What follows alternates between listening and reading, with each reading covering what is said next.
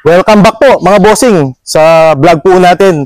Ito, panibagong upload na naman po dito sa page po natin. Kaya matagal po tayong hindi nakapag-upload dahil po nag-ipon po tayo ng mga unit na kailangan nyo po para meron po ako maibigay sa inyo na kinakailangan nyo po lalo na sa pangnegosyo. Meron po tayong multicab, FBL 300, owner type jeep, sedan, SUV at iba pa pong mga sasakyan. Tara po, wag ko na pong patagalin.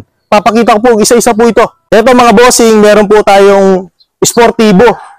Mamaya po, babanggitin po natin yung mga presyo po nila. Mag-umpisa po tayo dun sa pinakadulo, yung multicab. Samahan niyo po ako mga bossing.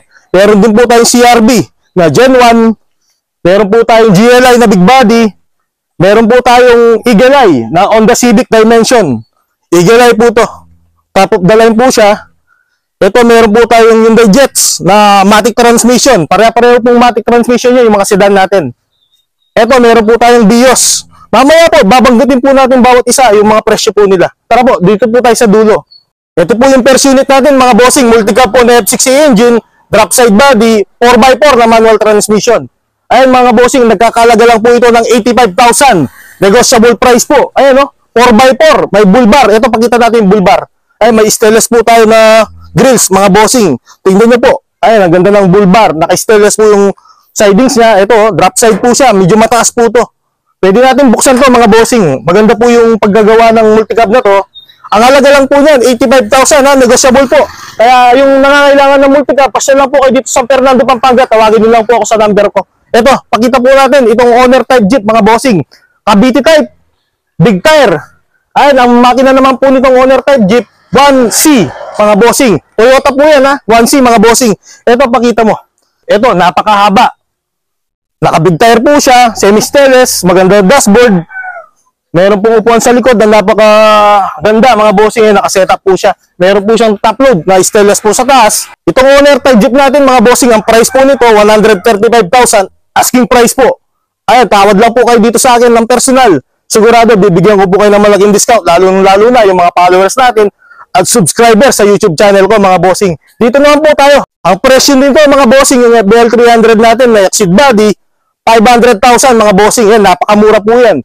Naka-aircon na po yan. Dito naman po tayo sa Vios natin. Gen 1 mga bossing. Ayan, matic transmission. Ayan, 1.3 po yung engine nito. Naka-mags, makapal yung gulong.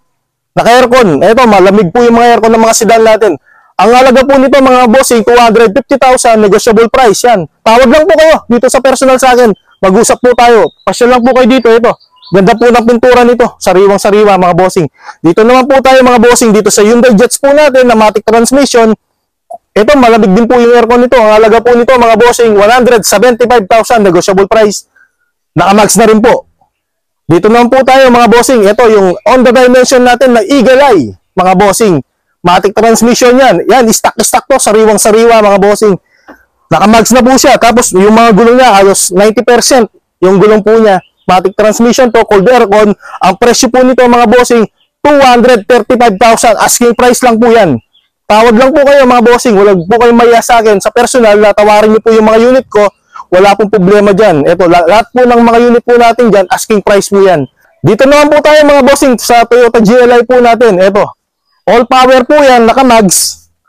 Naka-aircon mga bossing. Ang presyo lang po nito, 95,000. Negotiable price po yan mga bossing. GLI na po to. Dito naman po tayo mga bossing sa Honda CRV natin na Gen 1. Eh, naka-mags po yan. Makapal po yung gulong. Ang presyo po nito mga bossing, nagkakalaga lang po yan ng 175,000. Negotiable price po yan. Ayan, dito naman po tayo mga bossing. Pupunta naman po tayo sa SUV natin na Sportivo. Ito, pakita natin yung Sportivo natin. Ayun, yung Sportivo natin mga bossing ito. Napakaganda nito. Intact po yan mga bossing. Formado na.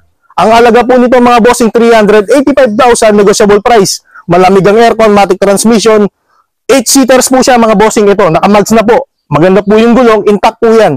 Ayun, lahat po ng mga yan mga bossing, negotiable price. Pasya lang po kayo dito mga bossing. Ang landmark po ng aming location, Camp Olivas, San Fernando, Pampanga.